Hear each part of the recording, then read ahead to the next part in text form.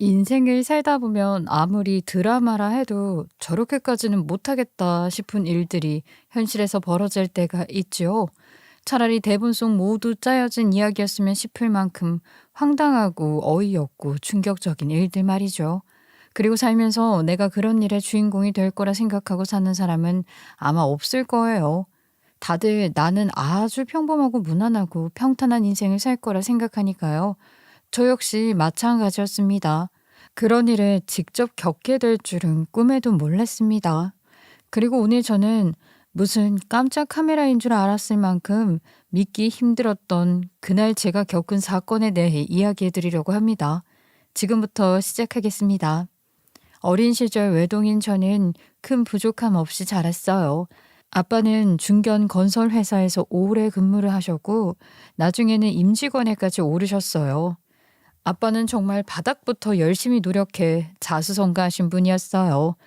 대단한 부자로 산 건 아니었지만 그런 아빠 덕에 전 하고 싶은 건 웬만하면 다 하면서 살 수 있었어요. 아빠는 묵묵히 돈을 벌어오셨고 엄마는 그런 아빠를 믿고 집안을 정성스럽게 돌보셨죠. 아빠는 본인이 가난하게 자란 탓에 저한테 뭐든 해주고 싶어 하셨어요. 가족들을 위해 정말 열심히 일하셨거든요.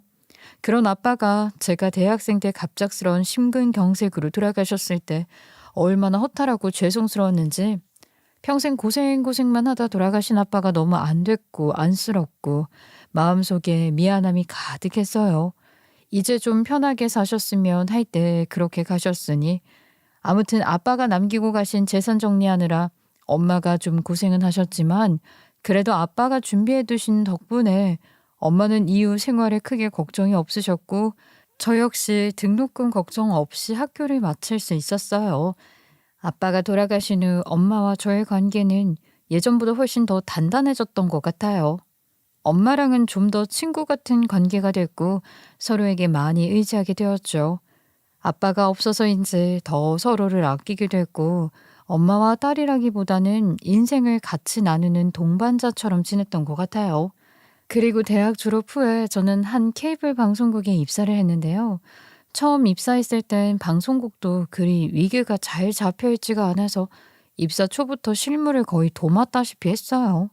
초반엔 아이템 기획안 쓰고 섭외 리스트 정리하고 팀장님 눈치 보며 커피 심부름까지 다 했지만 워낙 눈치가 빠른 편이라 윗선에서 신뢰를 많이 받게 됐죠. 그렇게 조금씩 인정을 받아 입사 3년 차 무렵에는 아예 한 코너를 단독으로 기획하고 촬영 스케줄 짜고 제작사와의 조율까지 맡게 되었어요. 꽤 연륜 있는 성우 섭외가 꼬여서 제가 직접 매니저한테 전화를 돌리고 찾아가 설득했던 적도 있었어요. 또 섭외 도중 어긋난 일정 때문에 새벽 4시에 편집팀 사무실에 가서 PD랑 대본 수정한 적도 있었고요. 그래도 방송이 나간 후에 시청률이 예상보다 높았던 날에는 팀장님이 회식 자리에서 제 어깨를 두드리며 "야, 네가 다 살렸다. 진짜 너 없었으면 방송 구멍 났다." "아니에요, 팀장님. 다 같이 해서 잘 나온 거죠." "겸손 떨긴. 너 때문에 내가 면 좀 섰다. 내가 큰맘 먹고 소 사는 거니까 많이 먹어둬라. 언제 또 이런 날이 올지는 나도 모른다."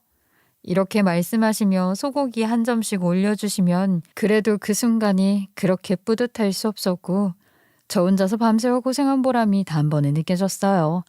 피로도 싹 씻기는 기분이었던 걸 보면 박봉에 야근에 맨날 고생해도 저 좋아 이랬던 시간이었던 것 같아요. 아무튼 그렇게 하루하루가 치열했고 바빴지만 즐거웠어요. 그런 와중에 남편도 일로 만났죠. 남편과의 첫 만남은 다큐멘터리 특집 파일럿을 위한 외주 업체와의 기획회의 자리였는데요. 남편은 외주 제작사의 디지털 콘텐츠 팀장이었고 굉장히 꼼꼼한 스타일의 사람이었어요. 처음에는 뭔 남자가 저렇게 깐깐쟁이야? 속으로 생각했지만 대화를 나눌수록 사람이 꼼꼼하고 프로페셔널한 게 오히려 멋져 보이더라고요. 프로젝트가 끝난 뒤에도 몇 번 더 일을 같이 하게 됐고 그 과정에서 자연스럽게 연락을 주고받다가 결국 연애로 이어졌어요. 연애할 때도 남편도 저도 바빴지만 서로의 사정을 잘 이해하는 편이었고요. 야근이 많아 밥 한 끼 맞추기도 힘들었지만 새벽에 작업실 앞에서 테이크아웃 커피 한 잔으로 데이트를 하며 만남을 이어나갔고 결혼도 자연스럽게 이뤄졌어요. 저희 둘 다 콘텐츠 쪽 일을 하는 사람들이라 동료들이 결혼 영상을 직접 만들어주고 서로 손을 꾹 잡으며 재미있게 살자고 다짐했죠. 집은 저희 엄마가 해주셨어요. 남편도 저도 열심히 일을 해왔지만 겨우 둘 다 30대 초반에 무슨 모은 재산이 얼마나 있겠어요? 남편 쪽은 더구나 집을 해주실 형편도 아니었기에 엄마가 먼저 제안을 해주셨어요. 그렇게 엄마가 마련해주신 32평 아파트에서 저희는 신혼생활을 시작했죠. 장모님, 정말 감사합니다. 제가 했어야 하는 건데 너무 못난 사위라. 아유, 무슨 눈물이야. 너희들 시작하는 거 도와주는 게 당연하지. 젊은 애들이 무슨 돈이 있다고. 장모님, 진짜로 제가 평생 효도할게요. 드시고 싶은 거 가고 싶은 데 있으면 바로바로 말씀해 주세요. 제가 다 해드릴게요. 아이고, 별소리를 다 한다. 나한테 그렇게까지 안 해도 돼. 그냥 우리 딸 행복하게만 해주면 돼. 아이, 그건 기본이죠. 저 장민수 장모님께 평생 충성하겠습니다. 아이고, 나한테나 충성해 보셔 진짜. 남편 말에 피식 웃으면서도 마음 한편으로는 뿌듯했어요. 엄마가 다 해주신 집이었지만 남편이 저렇게 감사해하는 모습을 보니 엄마도 기분 좋아 보이셨고 분위기는 훈훈했거든요. 그렇게 정신없이 달려온 제 인생이 조금 안정을 찾아가고 있었어요. 하지만 이 안정이 어떻게 싸그리 무너질지 그때는 상상도 못했죠. 결혼 후 저는 메인으로 준비한 프로그램을 맡게 되었는데요. 첫 로케이션은 한 어촌 마을이었는데 도심에서 벗어나 전통 방식으로 생계를 이어가는 어르신들과 함께 하루를 보내는 컨셉이었죠. 현재 주민분들은 지상파 프로그램만 주로 보시는 분들이라 케이블 방송에는 생소했지만 제작진이 직접 마을회관에서 사전 설명회를 열고 양해를 구한 끝에 촬영 허가를 받아낼 수 있었습니다. 저는 기획팀장이었으니까 단순히 기획안만 관철시키는 게 아니라 주민들과의 유대감을 만드는 게 중요했어요. 그래서 며칠 전부터 미리 들어가서 안부 인사도 돌리고 동네 사랑방에도 들러서 어르신들과 이런저런 이야기를 나누며 공을 들였죠. 이래 별 볼 일 없는 동네에 와서 방송한다는 게 도대체 뭔 일이고? 아니, 우리 같은 늙은이들이 뭘 보여준다고? 아이고, 어르신, 그런 말씀 마세요. 요즘 젊은 사람들이 이런 거 잘 몰라서 그래요. 어르신들이 살아온 방식이랑 지혜로운 생활을 보여주면 보는 사람들이 감동도 하고 배울 것도 많죠. 허허, 아이 뭐 배울 게 있겠나? 너무너무 많죠. 어르신들 하루하루가 다 소중한 자료니까요. 그러면 뭐 하라는 대로 해보지 뭐. 젊은 사람이 하자는 대로 늙은 아들은 따라야지. 그럼. 이렇게 마음을 조금씩 얻어냈고 분위기도 좋아지고 있었어요. 그런데 문제는 촬영이 시작되고 나서 시작이 됐죠.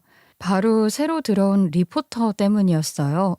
그 친구는 방송 경력이 없다시피 한 어린 친구였는데 한 미인 대회에서 수상하고 갑자기 리포터로 투입된 케이스였어요.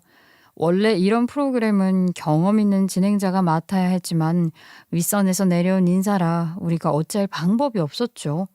리포터는 마을에 도착하자마자 준비된 세트를 보고 얼굴을 확 찡그리며 투덜대기 시작하더군요. 저기요, 제 컨셉이 이런 시골 느낌이랑 전혀 안 맞거든요. 의상도 이거 진짜 아닌데. 아씨, 헤어도 완전 망쳤잖아요. 현장 분위기와 어르신들 생활을 좀 자연스럽게 보여주는 게 취지라서요. 최대한 있는 그대로 담는 게 좋아요. 아니, 그래도 방송인데 예쁘게 나와야죠. 흑묻고 이런 건 진짜 아닌 것 같은데. 촬영 중에 자연스럽게 어울리는 모습이 더 예쁘게 나올 거예요. 조금만 협조해 주시면 좋겠어요. 글쎄요. 이거 나중에 제 이미지에 안 좋게 나올까 봐 걱정이 돼서요. 그때부터 이미 제작진 사이에 긴장감이 감돌았어요.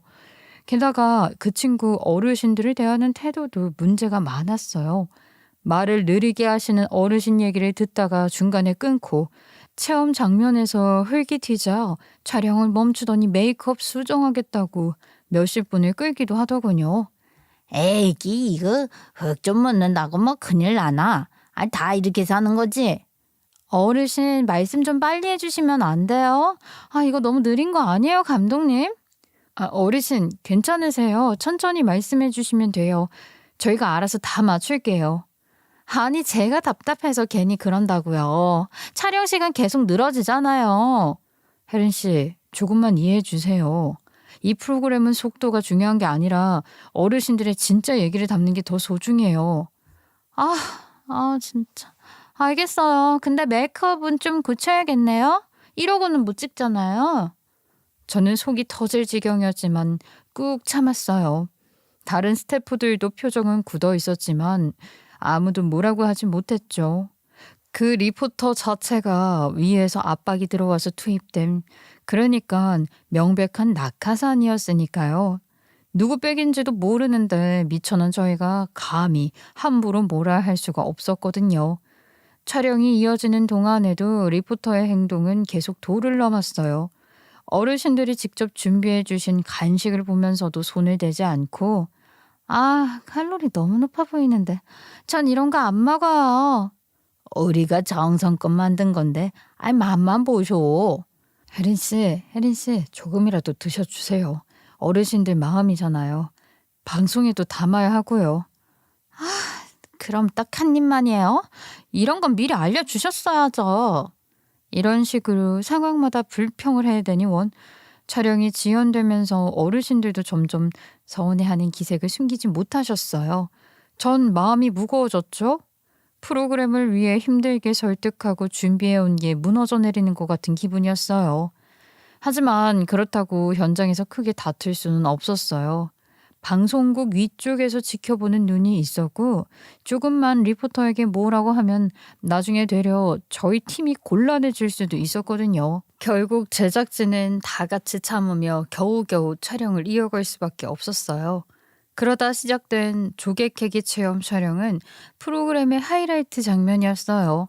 바닷바람 맞으며 어르신들이 직접 갯벌에 들어가 조개를 캐는 모습, 그리고 리포터가 옆에서 허우적거리면서도 배우는 모습이 그대로 전파를 타는 게 기획 의도였죠. 그런데 거기서 일이 터진 거예요. 리포터가 진흙에 발이 빠지자 얼굴을 찌푸리더니 짜증을 참지 못하고 그대로 짜증을 버럭낸 거죠. 진짜 이런 거 왜 해야 돼요? 하나도 재밌지도 않은데 대본 좀 바꿔주시면 안 돼요? 도대체 이게 뭐냐고요? 지금 어르신들이 다 보고 계시잖아요. 그리고 대본에 다 나와 있던 거잖아요. 아니, 그래도 제가 명색이 미인대 출신인데 이딴 모습까지 보여줘야 돼요? 에? 몰라. 저 이거 못하겠어요. 그 순간 흙이 묻은 손을 털고 있는 한 어르신이 더는 못 참겠다는 듯 앞으로 걸어 나왔어요. 뭐라 카노? 그럴 거면 그냥 돌아가라. 우리가 니들 장난감이가. 방송이고 뭐고 다 필요 없어. 어르신, 죄송합니다. 진짜 죄송합니다. 저희가 잘못했습니다. 잠깐만 진정하시고.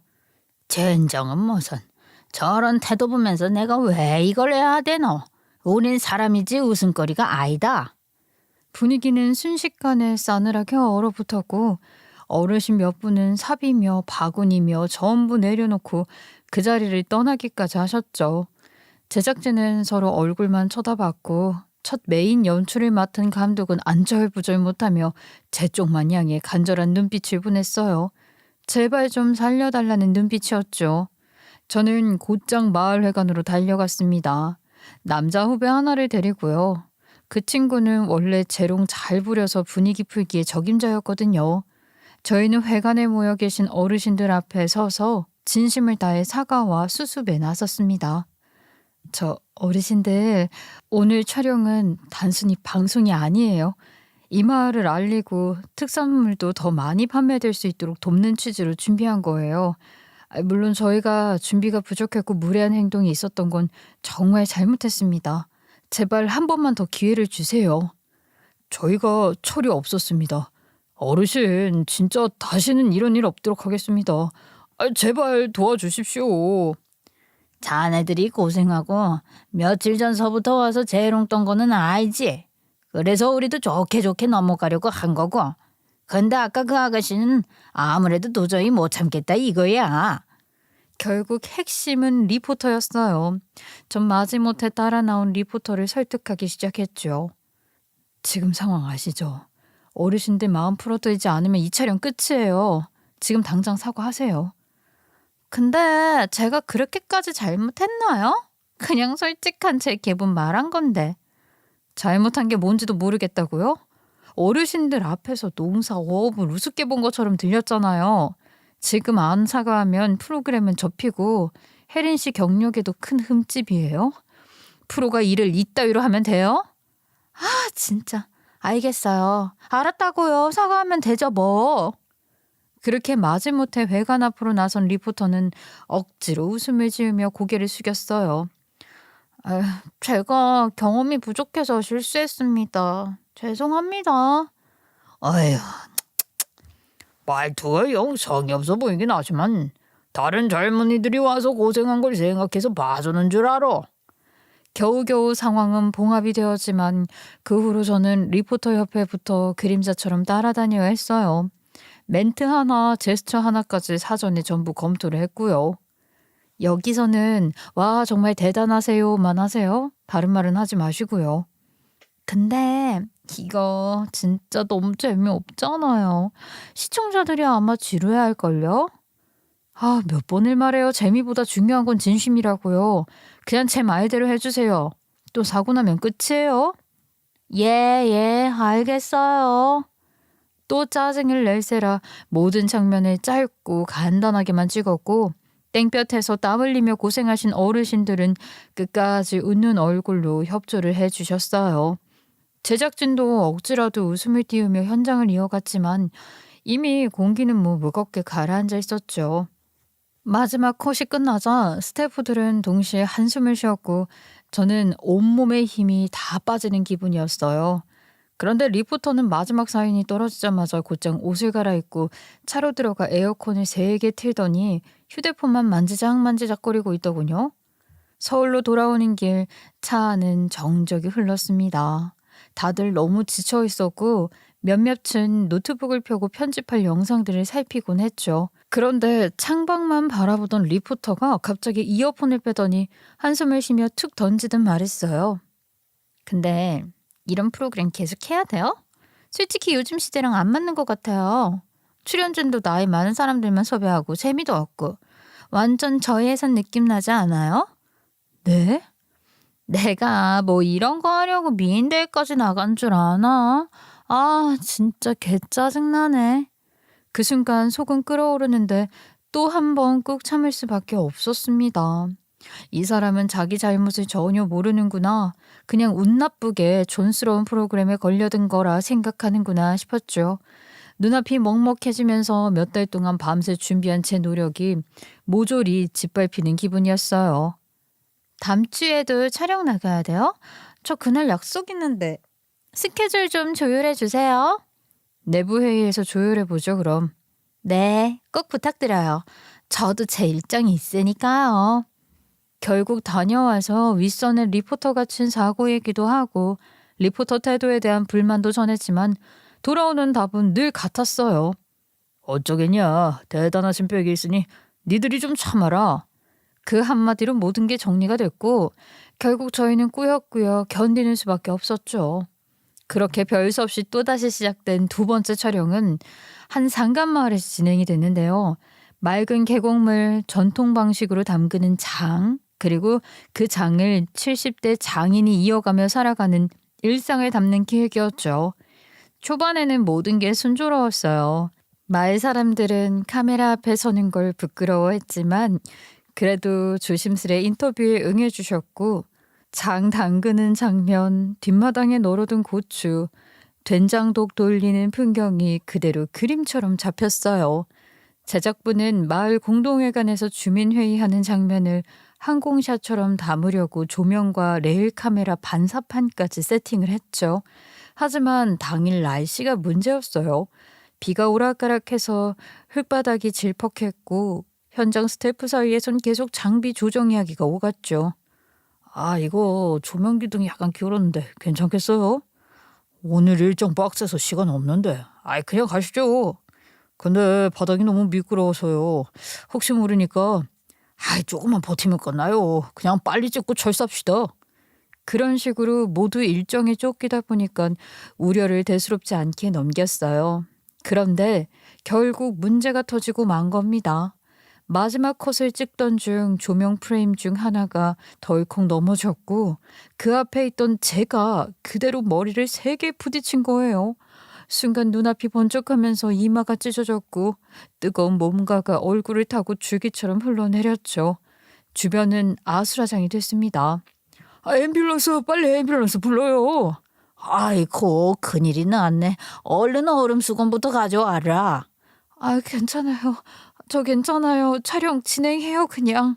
아, 무슨 괜찮아요. 지금 피가 이렇게 흐르는데. 어르신들이 급히 수건에 얼음을 싸서 제 이마에 대주셨고 제작부는 당황해 우왕좌왕했어요. 곧바로 구급차가 도착했고 저는 그대로 실려 시내 병원으로 옮겨졌죠. 병원에 도착하자 CT와 응급봉합 수술을 받았어요. 의사는 다행히 두개골 골절은 아니라고 하더라고요. 운이 좋으셨습니다. 뼈에는 이상이 없어요. 다만 이마가 깊게 찢어져서 봉합이 필요합니다. 몇 반을 꿰매고 며칠간 입원하셔야 합니다. 혹시 뇌진탕은 아닌가요? 큰 충격이 있긴 했지만 검사상 뇌에는 이상이 없습니다. 두통이나 어지럼증 있으면 바로 말씀하시고 당분간은 무리하지 마세요. 그 말을 듣고 한숨을 돌렸지만 정신은 멍했고 마음은 복잡했어요. 곧 엄마와 남편도 병원으로 달려왔죠. 엄마는 제 얼굴을 보자마자 눈물을 터뜨리셨고 남편은 제작진에게 목소리를 높였어요. 아이고, 이게 다 뭐니. 아유, 속상하게. 엄마, 괜찮아. 그냥 살짝 다친 거야. 크게 다친 거 아니야. 살짝은 무슨. 속상해 죽겠네 정말. 엄마, 그러지 마. 진짜 괜찮아. 의사도 며칠 쉬면 된댔어. 남편은 흥분을 감추지 못했죠. 도대체 일을 대체 어떤 식으로 한 거예요? 장비 관리도 제대로 안 하고 촬영하다가 사람 죽일 뻔했잖아요. 안전 확인 안 하고 이렇게 진행하는 게 말이 돼요? 여보, 진정해. 다들 놀라서 그런 거잖아. 이미 수습했으니까. 아, 무슨 수습이야. 당신이 이렇게 다쳤는데. 내가 가만히 있을 줄 알아? 끝까지 책임 물을 거야. 아, 여보, 그만 좀 해, 제발. 나 괜찮아. 일 키우지 말라니까. 당신은 늘 참잖아. 근데 난 못 참아. 내가 대신 얘기할 거야, 아주. 그래도 이마를 봉합한 후 며칠 입원하면 된다는 이야기를 듣고는 모두 조금은 안도했고 회사에서도 바로 연락이 왔어요. 걱정하지 마. 회사 차원에서 산재 신청 바로 도와줄 거야. 저 보험 처리 다 해줄 거고 병원비도 다 책임진다고 했어. 저 때문에 다들 고생하네요. 아이, 참 무슨 소리야. 네가 제일 고생이지. 사고 경위서 정리해서 안전관리 시스템 다시 점검할 거야. 이런 일 다시는 없게 해야지. 제작부에서도 사고 경위서를 제출하고 안전관리 시스템을 재정비하겠다는 입장을 전했어요. 그래도 마음 한구석에는 씁쓸함이 가시지 않았어요.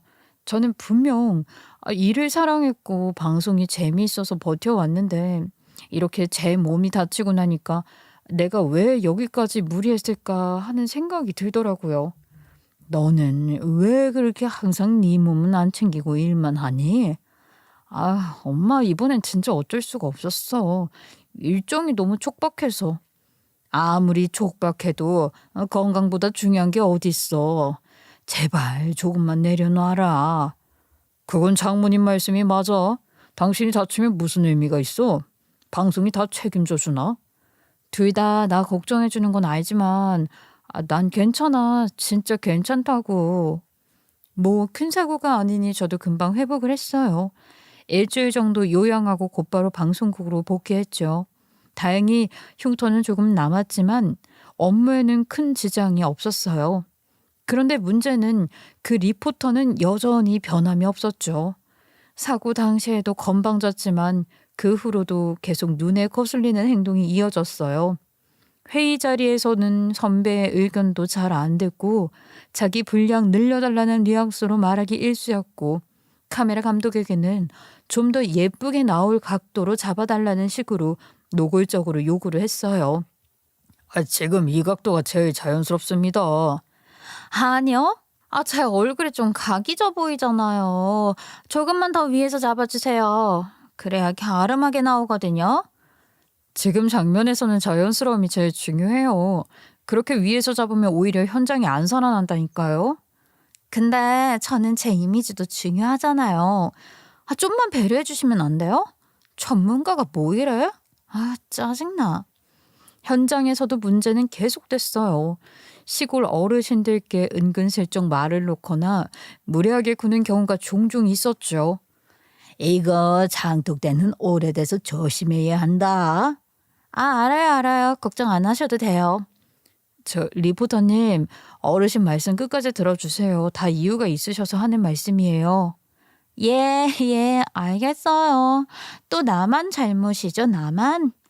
이런 태도 때문에 스태프들 사이에서도 불만이 쌓이기 시작했어요. 메이크업 담당자는 프로답지 못하다라고 하고 음향 스태프들도 촬영 집중 못하게 한다라며 불평을 했죠. 결국 스태프들을 다독이는 것까지 제 몫이 되었어요. 자, 우리 지금 일정 촉박하잖아요. 그냥 오늘 하루만 좀 참고 넘어가요. 끝나고 나면 제가 좀 확실하게 얘기 좀 해볼게요. 아니 왜 우리가 참아야 해요? 저 사람 때문에 계속 현장 분위기 망가지는데. 나도 알아요. 근데 당장은 방법이 없으니까 제발 조금만 더 참아줘요. 예? 저는 속으로 쓸데없는 감정 소비는 하지 말자고 스스로 그렇게 다독이며 최대한 담담하게 넘기려 했어요. 그렇게 몇 달이 흘렀고 프로그램도 큰 사고 없이 무사히 잘 나가고 있었어요. 전 이제 괜찮아졌다고 생각을 했죠. 근데 문제는 남편이었어요. 아무래도 몸도 정신도 피곤하고 스트레스를 많이 받다 보니 저도 모르게 남편한테 투정 아닌 투정을 부리게 됐어요. 예전 같으면 남편이 제 얘기 다 들어주고 고생 많다라며 토닥여줬을 텐데 언제부턴가 오히려 차갑게 반응하기 시작을 하더라고요. 오늘도 그 리포터 때문에 아주 진짜 힘들어 죽는 줄 알았어. 진짜 현장 분위기 망치는데 내가 계속 중재해야 하니까 미치겠더라. 그럴 거면 그냥 때려치든가. 당신만 이래? 그렇게 힘들면 관둬버려. 그럼 되겠네. 아니 뭐? 당신은 내가 얼마나 이 일에 애정을 갖고 있는지 알면서 그렇게 쉽게 관둘 수 있는 게 아니잖아. 그냥 힘들다고 얘기하는 거잖아. 왜 말을 그런 식으로 해? 그러면 맞춰가야지. 리포터가 마음에 안 들면 네가 먼저 방법을 찾아야 하는 거 아니야? 왜 맨날 징징거리기만 해? 징징거린다고? 나 지금 몇 달 동안 버틴 거야. 누구한테 하소연이라도 해야 살지. 그거 듣기 싫으니까 그만 좀 해. 나도 피곤하다. 그 말을 듣는 순간 서운함이 확 밀려왔어요. 저는 한 번이라도 공감해 주길 바랐는데 돌아오는 건 차가운 말뿐이었거든요. 결국 저도 참지 못하고 맞받아쳤어요. 그럼 우리 형편에 돈은 혼자 벌 거야? 나 집에 앉혀놓고 매달 300만 원씩 생활비 줄 수 있어 그럼? 내가 보니까 지금처럼 사는 거 아니야. 뭐? 지금 그 말이 하고 싶어서 시작한 거야? 돈 얘기 꺼내는 거 진짜 치사하다. 아니 치사해? 당신이 먼저 그만둬라 어쩌라고 했잖아.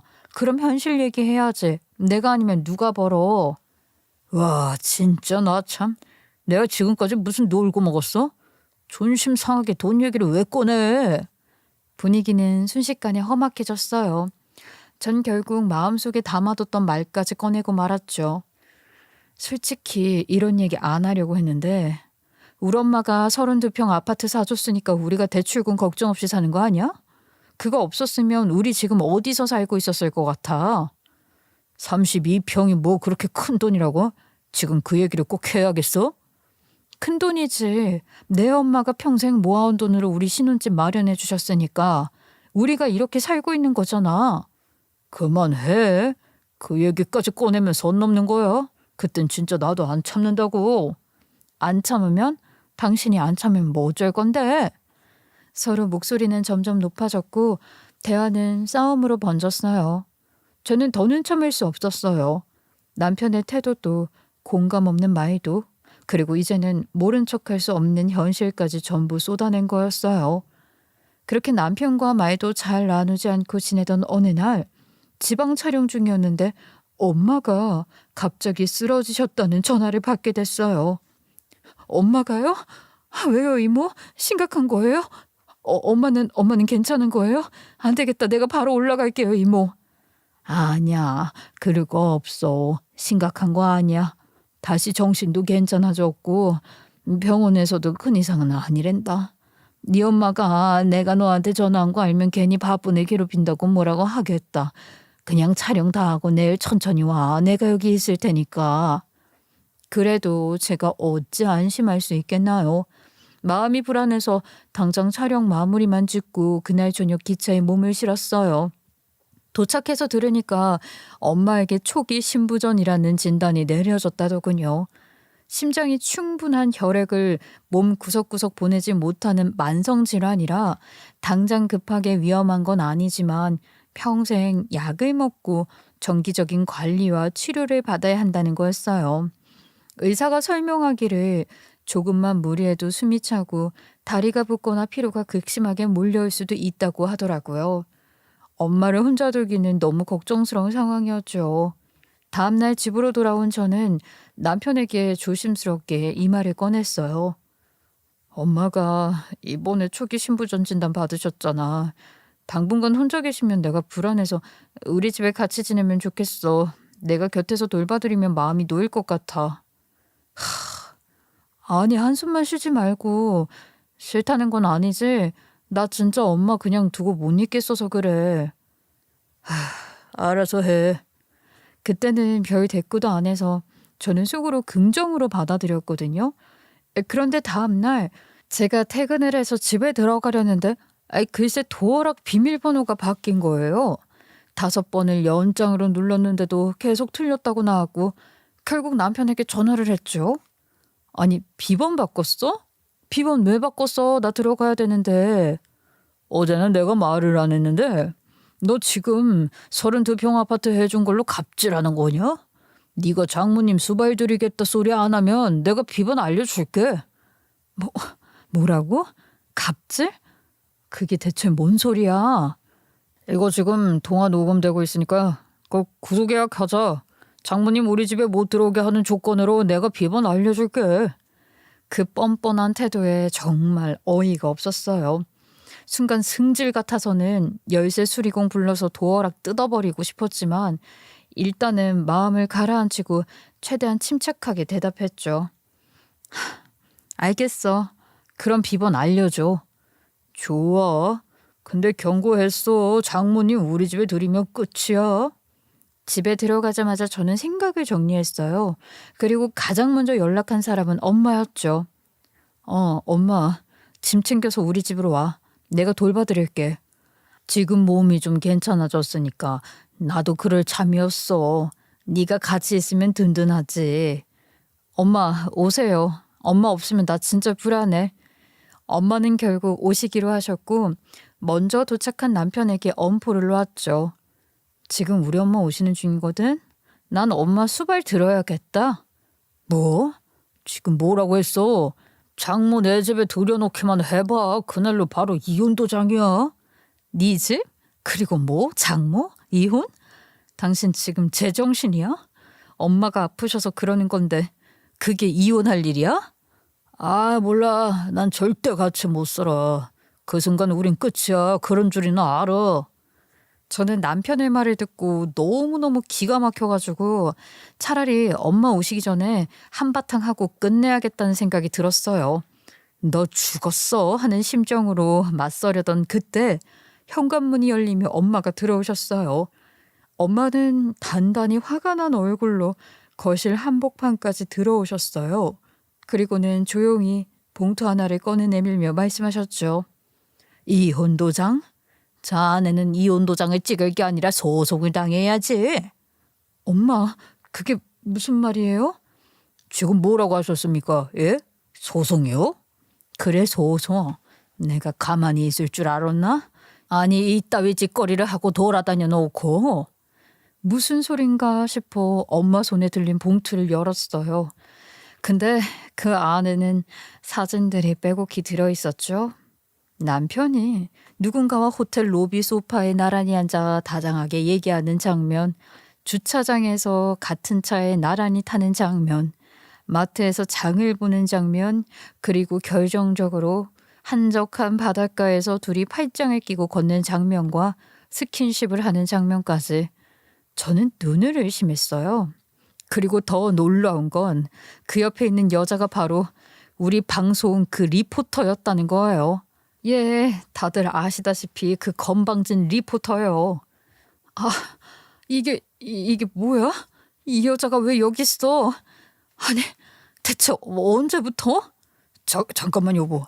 그게 아니라 대답해. 도대체 언제부터야? 내가 병원에 실려갔을 때도 엄마가 쓰러졌을 때도 너는 도대체 뭐 하고 있었던 거니? 말문이 탁 막혔어요. 분노도 배신감도 오히려 잠시 멈춰버린 것처럼 멍해졌죠. 눈앞에서 현실이 무너지는 걸 보는데도 감정조차 따라오지 못했어요. 이게 어떻게 드러나게 됐는지도 엄마가 설명을 해주셨습니다. 사실은 이모가 먼저 눈치를 챘던 거였어요. 네 이모가 우연히 카페에 앉아 있는데 네 남편이랑 저 여자가 마주 앉아 있더란다. 그 모습이 영 수상해서 나한테 말을 했고. 이모가? 그래서 엄마가? 처음엔 나도 설마 싶었다. 근데 가만 보니까 마음이 영 불안해서 그냥 넘길 수가 없더라고. 그래서 바로 탐정한테 의뢰했어.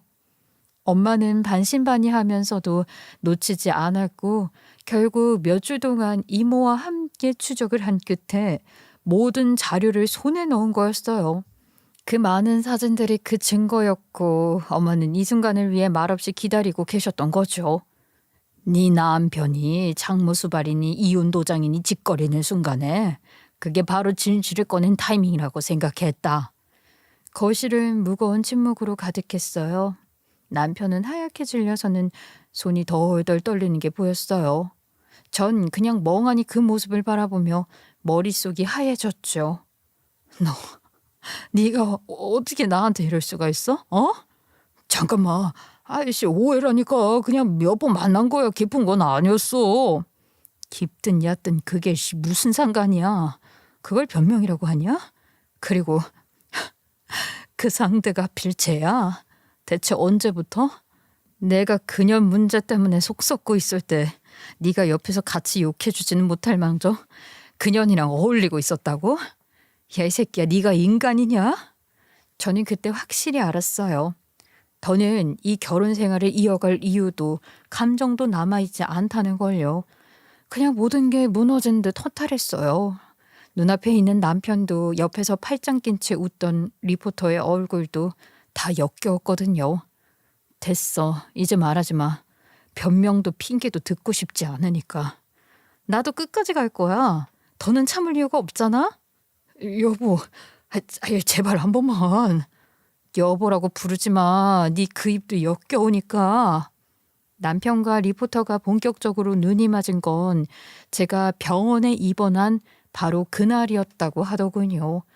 남편 새끼 입에서 그 얘기를 들었을 때 저는 온몸이 차갑게 굳어버렸어요. 그런데 그 사실보다 더 놀라운 건 제가 조명 프레임에 맞아 다친 게 단순한 사고가 아니었다는 사실이었습니다.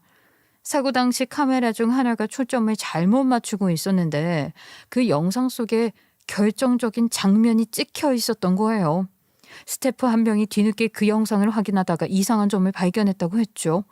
조명이 쓰러지기 직전에 리포터가 제 옆을 지나가면서 몸을 틀더니 손으로 조명 프레임을 살짝 밀었고 바로 그 다음 순간 조명이 기울어져 제가 맞은 거였어요. 스태프들이 그 얘기를 나누는 걸 내가 직접 들었어. 병문안 왔다가 복도에서. 그러면 왜 그 자리에서 바로 공개 안 했어? 왜 나 몰래? PD가 덮으라고 하고 인사 문제가 걸려있다 어쩐다. 그런 얘기를 하더라고. 그래서 내가 혜린이 그 리포터를 불러내서 따졌지. 그래서 따지다가 첫눈에 반하기라도 했냐? 아니 막 절절 매면서 일단 카페로 가자고 하더라고. 그러면서 막 울먹울먹거리는 거야. 네가 자기를 너무 닥달하고 못자게 굴어서 자기도 모르게 그랬다고. 사회 초년생인데 이 일 거지면 자기 인생 끝장이라고. 제발 좀 덮어달라고 내 앞에서 막 울기까지 하더라고. 그렇게 나쁜 애처럼 보이진 않았어. 그 말에 남편이 마음이 약해졌다는 거예요. 그래서 그냥 밥 한 끼 사주고 끝내려 했는데 그날 이후로 둘이 연락을 주고받기 시작했다는 거였죠. 다음 날엔 안부 문자, 그 다음 날에는 술자리, 그리고 몇 번을 만나다 결국 선을 넘어버렸다고 했어요. 그러니까 네 말은 내가 병원에 누워있던 그때 그 여자 손잡고 밥 먹으면서 눈이 맞았다는 거네? 어? 아이 그냥 그때는 불쌍해서 그랬다니까. 정말 그럴 의도는 아니었어. 불쌍해서? 그래서 그 후로는 술 마시고 만나고 자고 껴안고 그 난리를 쳤니? 불쌍해서? 아니 솔직히 어리고 예쁜 여자가 그렇게 매달리는데 안 넘어갈 남자가 어딨어. 뭐라고? 그걸 지금 몇 명이라고 하니? 그 말을 듣고 저는 차라리 웃음이 나왔어요. 자기 잘못은 쏙 빼고 결국은 상대가 예쁘고 어리니까 어쩔 수 없었다는 식으로 말하는 남편이란 놈의 수준이 기가 막혔죠. 결국 네가 말하는 건 다 그 여자 탓이라는 거네. 네가 넘어간 건 네 의지가 아니고 그냥 상대가 어려서 예뻐서 그렇다는 거야? 실수였어. 진짜 잠깐 흔들린 거야. 남편은 제 눈을 제대로 쳐다보지도 못했어요. 오히려 괜히 목소리를 높이며 변명처럼 떠드는 게 더 한심했죠. 너는 이해 못해. 늘 일만 쫓고 집에 와서도 피곤하다고 짜증만 내고. 난 외로웠다고. 됐다. 더 들을 필요도 없다. 이건 변명도 아니고 그냥 추잡한 소리야. 엄마 말대로 더 들을 가치도 없는 변명들이었어요. 전 곧바로 이혼 소송을 제기했습니다. 더는 물러날 이유도 없었고 남편에게 단 한 번의 기회조차 줄 마음이 없었어요. 변호사를 선임해 남편 명의로 되어 있던 부동산, 주식, 퇴직금 예상액, 혼인 기간 중 모은 재산까지 전부 빠짐없이 목록을 작성했어요. 민사소송으로 재산 분할을 철저히 요구했고 위자료 청구도 함께 진행을 했죠. 병원에 입원해 있던 저를 두고 불륜을 저지른 건 감정적으로도 법적으로도 명백한 파렴치였으니까요. 한치도 봐줄 마음이 없었어요. 남편은 마지막까지 구질구질하게 매달렸죠. 아이 앞에서 너무 그러지 말자. 윤주만은 보호해야지 않겠어? 애 앞에서 부끄러운 짓은 당신이 했어. 이제 와서 우리 윤주 핑계 대지 마. 그래, 내가 잘못한 건 아니지만 그래도 우리 한 번만 다시 생각해보자. 이렇게 끝내긴. 아니, 네가 그년이랑 뒹구는 순간 이미 우리 관계는 끝난 거야. 내가 끝내는 게 아니라 네가 이미 끝낸 거라고. 동시에 전 그 리포터도 고소했죠. 단순히 상간녀 소송으로 위자료만 청구한 게 아니었어요. 더 중요한 건 고의 상해죄였죠. 카메라에 찍힌 리포터의 행동은 고의성이 다분했고 저는 그 영상 파일 원본을 확보해 변호사를 통해 분석 자료로 만들었어요. 그리고 경찰에 증거 자료로 제출했죠. 영상에선 리포터가 분명히 손으로 조명 프레임을 건드린 게 보입니다. 이걸로 충분히 고의성을 주장할 수 있습니다. 맞아요. 단순히 우연이라고 치부할 순 없어요. 저 사람은 의도적으로 저를 다치게 하려 했어요. 현장 스태프들의 진술도 함께 제출하겠습니다. 증언이 일치하니 증거력은 더 탄탄해질 겁니다. 저는 다른 스태프들로부터 진술도 확보했는데요. 원래 조명 프레임이 약간 흔들리긴 했지만 평소보다 불안정할 정도는 아니었다. 사고 직전 리포터가 옆을 지나갔고 직후 조명이 바로 쓰러졌다는 증언까지 받았죠. 무엇보다 이미 영상이 있었으니 이만한 증거는 없었네요. 수사가 시작이 되자 리포터는 처음엔 딱 잡아댔어요. 우연히 손이 닿았을 뿐이라고요. 고의는 아니에요. 그런데 왜 손을 조명 프레임 쪽으로 뻗었어요? 그냥 지나갈 수도 있었을 텐데. 그냥 그 균형 잡으려다가 그런 거예요. 진짜라니까요. 영상 원본을 보세요. 균형을 잡는 게 아니라 분명히 미는 동작이라고요. 촬영 원본이 증거로 제시되자 리포터 얼굴은 새파랗게 질렸어요. 경찰 조사에서는 고의는 아니었다며 우발적인 실수였다고 주장을 했지만 이미 여러 정황 증거가 저를 뒷받침하고 있었죠. 그동안 방송 내에서 저와 사사건건 부딪히며 저를 시기해온 흔적, 문자 메시지 내역, 다른 스태프들과 나눈 대화 내용까지 그 속엔 악의적인 태도가 여실히 드러나 있었어요. 게다가 사건 이후 남편과 몰래 만나며 바람까지 피운 증거도 있었으니 빠져나갈 구멍은 없었죠. 이제라도 진실이 드러난 게 다행이다. 아유, 네가 얼마나 억울했을까. 팀장님, 억울한 걸 넘어서 그냥 기가 막혀요. 제가 죽을 뻔한 사고가 누군가 일부러 한 거였다는 게. 그리고 그런 인간이랑 내 남편이라는 놈이 내 뒤에서 놀아나고 있었다는 게. 결국 형사사건으로는 업무상 과실치상 혐의가 인정이 됐고 민사소송에서는 명예훼손 및 정신적 피해에 대한 위자료 청구도 받아들여졌어요.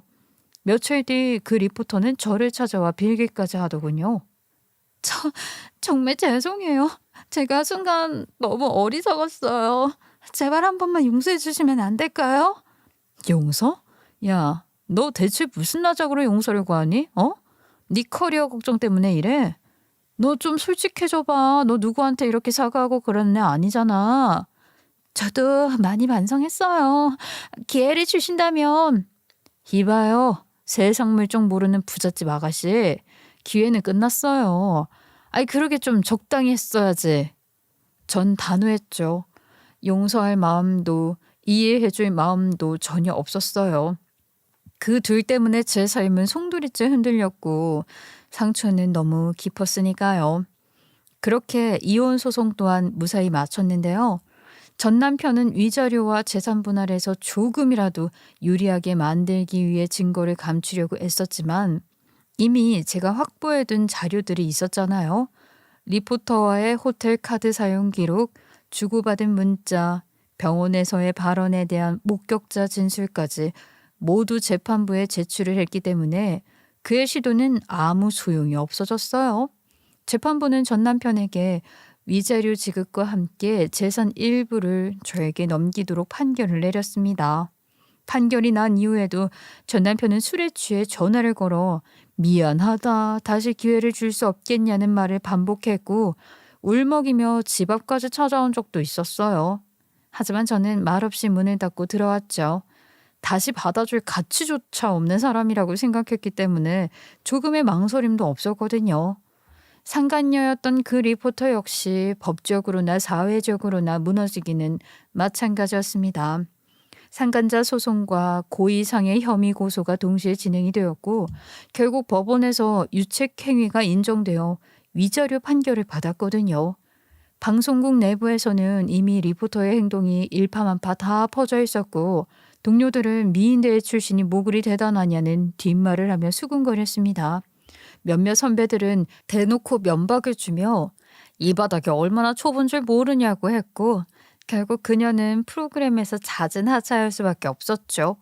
그 후로는 미인대 출신이라는 이력과 부잣집 딸이라는 배경을 앞세워 다른 업계를 기웃기웃거린다고 들었지만 그 어디에서든 제대로 환영받지는 못하는 것 같더군요. 결국 실력과 인성이 따라주지 않으면 어떤 간판도 오래가지 못한다는 걸 그대로 보여주는 셈이었어요. 돌이켜보면 전 남편이 제게 32평 아파트를 두고 그게 무슨 돈이냐는 말을 했을 때부터 이미 그 사람이 현실 감각을 잃고 있었던 것 같아요. 부잣집 딸이었던 상간녀 옆에 붙어 있으면서 자기 위치를 착각하고 허세를 부린 결과였겠죠. 사실 그놈 수준에서는 32평 아파트 한 채도 감지덕지였을 텐데 제게는 주제 파악도 못하고 헛소리를 내뱉을 만큼 가벼운 사람이었던 거예요. 이혼과 재판 과정을 거치며 저는 지치고 상처도 많이 받았지만 동시에 더 단단해졌습니다. 방송국 사람들은 저에게 진심 어린 사과와 응원을 전했고 저는 새로운 프로그램을 맡게 되면서 다시 일에 몰두할 수 있었어요. 이번 일을 통해 누가 진짜 제 편인지, 누가 저를 진심으로 응원해주는 사람인지 확실하게 알게 된 것도 큰 수확이었죠. 그때 사고로 생긴 옅은 흉터는 아직도 제 이마에 남아있지만 이제는 그 흉터가 제가 견뎌냈다는 증표처럼 느껴집니다. 아픈 기억이 아니라 저를 단단하게 만든 흔적이 된 거예요. 이제 저는 어떤 배신도 두렵지가 않아요. 그리고 무엇보다 남편과 상간녀 같은 사람들에게 더는 제 인생의 시간을 허비하지 않아도 된다는 사실이 가장 다행스럽죠. 더는 흔들리지 않을 거라는 확신과 함께 이제 저는 제 삶의 새로운 길을 담담하게 걸어가고 있습니다. 결국 이번 일을 통해 저는 똑똑히 알게 되었어요. 사랑이든 믿음이든 그저 오래 함께했다고 해서 지켜지는 게 아니라는 걸요. 오히려 진짜 관계는 서로를 존중하고 책임지는 마음 위에 세워줘야 한다는 걸요. 상처는 남았지만 그 흉터는 제가 버티고 이겨낸 증거예요. 더는 누군가에게 제 시간을 허비하지 않고 제 삶을 제 힘으로 지켜낼 겁니다. 혹시 지금 누군가의 배신으로 무너져 있는 분들이 계시다면 저처럼 끝까지 버텨내시길 바랄게요. 언젠가는 반드시 진실이 드러나고 배신한 사람들은 그 대가를 치르게 될 테니까요. 그럼 제 긴 이야기 들어주셔서 진심으로 감사합니다.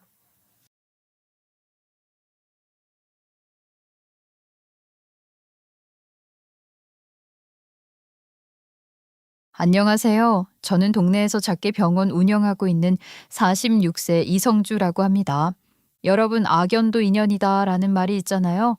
누가 만든 말인진 몰라도 정말 옛말에 틀린 말 하나 없다는 게 진짜인가 봐요. 제 원수를요, 무려 15년 뒤에 다시 만나게 됐거든요. 그것도 제 병원에 찾아온 환자로요. 세상에 이런 끔찍한 재회가 또 있을까요? 그 여자는 제 남편을 파멸시킨 장본인이자 제 인생에서 가장 더러운 흔적을 남긴 인간이었습니다. 이 끔찍한 인연에 대해 이야기해 드릴게요. 저는 어릴 때부터 불우하다는 말이 참 잘 어울리는 사람이었어요. 집안 분위기부터가 늘 살얼음판이었거든요. 아빠는 술만 들어가면 눈에 뵈는 게 없어졌고, 엄마는 그런 아빠한테 맞으면서도 이상하게 한마디를 안 했어요. 그땐 몰랐는데 지금 생각해보면 그게 두려움이었던 것 같아요. 아빠는 늘 여자가 감히 남자한테 대들어? 라는 말로 세상을 정리하는 사람이었고, 엄마는 그런 말에 매번 꺾여서 사는 사람이었어요. 저도 그 밑에서 자라다 보니 자연스레 남자 앞에서는 조심해야 한다는 이상한 배움만 몸에 밴 거죠. 어릴 적 제 기억 속 아빠는 늘 욕설이나 술 냄새랑 같이 붙어 있었어요. 밖에서 온갖 여자를 만나고 다니는 건 물론이고 동네 삼촌들이랑 술을 마시고 잔뜩 만취한 채로 들어오는 날이 부지기수였거든요. 다른 애들은 아빠랑 놀이공원도 가고 사진도 찍고 학교 행사 때 손도 잡고 오는데 저는 그런 게 전혀 없었어요. 그러면서도 엄마랑 저한테 시시때때로 손을 올리는 사람이었죠. 아빠가 소리 지르는 것만 봐도 온몸이 움찔움찔 떨릴 정도였는데 그럴 때마다 엄마는 자기도 두려워하면서도 절 꼭 끌어안아 주시곤 했답니다. 여보, 술 마시고 왔으면 얼른 발이나 씻고 자요. 괜한 우리한테 시비 걸지 말고. 뭐라고? 이 옆에 내가 말 대답을 해? 이게 미쳤나? 요즘 내가 너무 많이 봐줬지? 성주야, 얼른 들어가서 자. 거의 매일이 이런 일상의 반복이다 보니까 저는 늘 같은 상상을 했어요. 아빠가 없었으면 좋겠다. 그런 상상을 하면 마음이 조금은 편해졌거든요.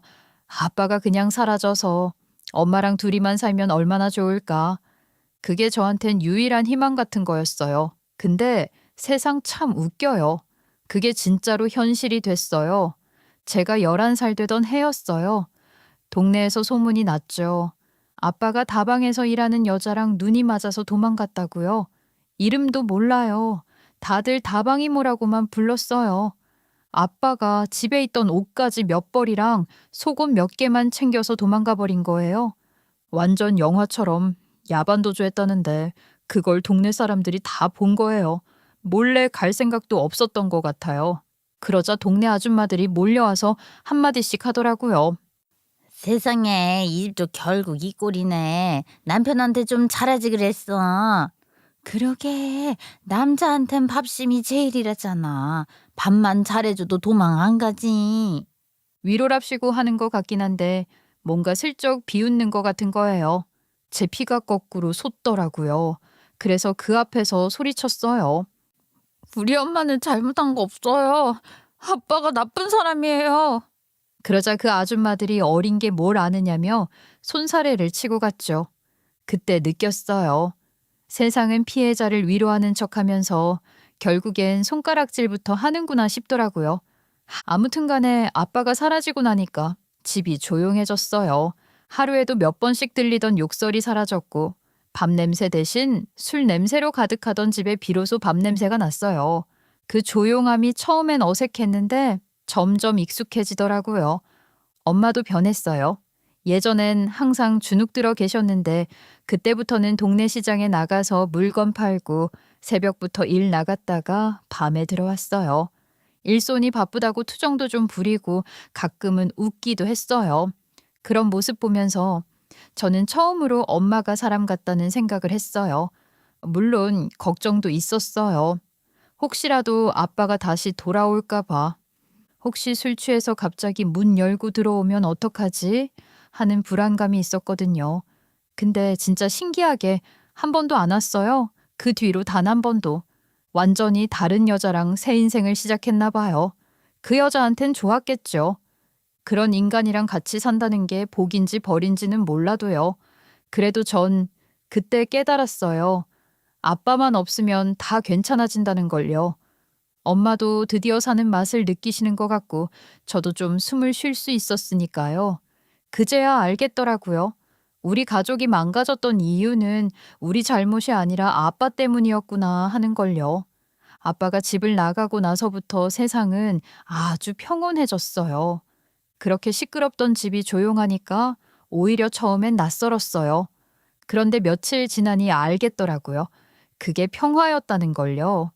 아빠가 사라지니 저에게도 평범한 일상이라는 게 생기게 됐답니다. 그렇게 얻어낸 평범하디 평범했던 학창시절, 저는 딱 하나, 공부 하나만큼은 정말 열심히 했어요. 우리 집이 그렇게 잘 사는 집안이 아니니까 뭐라도 무시당하지 않으려면 특출난 거 하나 정도는 있어야 한다고 생각했거든요. 그래서 학창시절 내내 드립다 공부만 한 덕에 전교권 순위 내에서 벗어난 적이 없었고 저는 결국 의대에 들어갈 수 있었습니다. 합격자 발표 날은 이상하게 아무 감정이 없었어요. 그냥 이제 시작이구나 하는 생각뿐이었죠. 하지만 저보다 더 기뻐 보이시던 엄마는 그날 저녁 제 손을 붙잡고 말없이 울었어요. 밥 한 숟갈도 못 넘기고 이제 됐다는 말을 몇 번이고 반복했어요. 저는 그 모습을 보며 말했어요. 엄마, 이제부터는 내가 엄마 호강시켜 드릴게요. 아니야. 엄마는 아니야. 성주야, 정말 네가 자랑스럽다. 제 꿈이 의사였기에 부푼 마음으로 들어온 의대였지만 의대 생활은 제 생각보다 더 숨이 막히더라고요. 다들 머리도 좋고 집안도 탄탄하더라고요. 교수 아버지, 병원장 어머니, 그런 사람들 사이에서 저는 늘 한 발 뒤로 물러서 있었죠. 그래도 공부에선 물러서지 않았어요. 제 실력만큼은 누구에게도 지기 싫었거든요. 그렇게 묵묵히 공부하던 중에 남편을 만났어요. 남편은 저보다 3살이 많았어요. 3, 4살 차이는 궁합도 안 본다는 말이 있잖아요. 그 말이 맞았던 게 남편이랑 저는 너무 잘 맞는 게 많았거든요. 대화도 잘 통하고 나한테 잘 해주기도 하고 성격도 좋고 그러다 보니까 자연스럽게 제 감정을 털어놓게 됐고 대학 시절 내내 사귀다가 졸업을 하고 난 다음에는 결혼도 하자고 서로 약속을 했습니다. 그렇게 졸업을 앞두고서는 남편은 외과로 저는 소아정신건강의학과로 진로를 정해서 다른 길을 걷게 됐지만 우리가 약속한 결혼 소식은 양쪽 집안 모두가 두 팔 벌려 환영하는 분위기였습니다. 의사들이 끼리끼리 결혼하는 거 그거 참 복이다. 심지어 동문 아니니 너희 정말 보기 좋구나. 성주야, 그건 정말 고생 많았어. 너가 편하게 우는 것 보니까 엄마도 마음이 참 좋다. 그렇게 양가 축복을 받고 하게 된 결혼 생활. 결혼 초반엔 각자 바쁘지만 못 만나는 날이 많아도 같은 의사라는 공감대 속에서 어떻게든 이해를 할 수 있었거든요. 그런데 남편이 대학병원으로 들어가면서 조금씩 달라졌어요. 하루가 멀다 하고 밤샘 근무, 당직, 회식이 이어졌거든요. 하지만 그때까지만 해도 저는 전공이라면 다 그럴 수 있다고 생각했어요. 그런데 일주일 내내 얼굴을 보기 어려워지니까 어느 순간 마음이 공허해지더군요. 그래도 참고 기다렸어요. 의사로서의 길이 쉽지 않다는 걸 알았으니까요. 그 시기엔 제 몸도 달라지고 있었거든요. 호르몬 탓이었을지도 몰라요. 제가 결혼한 지 석 달쯤 됐을 때 임신 사실을 알게 됐거든요. 병원에서 확인지를 들고 나오는 순간 손끝이 떨렸어요. 남편에게 바로 전화를 걸었어요. 오늘도 당직이라 그래서 일을 하고 있었거든요. 오빠, 오늘 바빠? 오빠한테 말하고 싶은 게 있어서 내가 병원 갈 테니까 잠깐 나오면 안 돼? 아, 그래? 그런데 어쩌지? 나 지금도 잠깐 편의점 온 거라서 금방 다시 돌아가야 돼. 안 될 것 같은데 전화로는 어려운 얘기야? 그래? 그럼 어쩔 수 없지. 얼굴 보고 말하고 싶었는데. 당분간도 어려울 것 같으니까 전화로 그냥 알려줄게. 왜? 뭔데? 무슨 일인데 이렇게 밑밥을 깔아? 오빠, 이제 아빠 된대. 오늘 병원 갔다 왔는데 나 임신이래. 오빠 어려워도 오늘만 당직 받아오면 안 돼? 진짜야? 세상에, 너무 잘 됐다. 성주야, 고마워. 근데 나 오늘도 여기서 밤새매야 할 것 같아. 내가 진짜 당직 받자마자 바로 달려갈게. 남편이 기뻐해 주는 것 같았지만 뭔가 그래도 일이 우선인 모습을 직접 보고 나니까 섭섭하긴 하더라고요. 그래도 저는 그냥 믿었어요.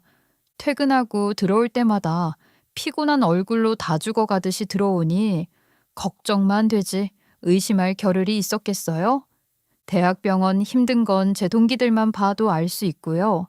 조금 외롭긴 했지만 나날이 건강하게 자라나는 뱃속의 아이를 보면서 힘내기로 다짐을 했답니다. 제가 나름 정신의학 전공인데 제 마인드 컨트롤도 잘 해야 하지 않겠어요? 그런데 그쯤 친구한테 전화가 왔어요. 평소랑은 달리 목소리가 미묘하게 흔들리고 있었죠.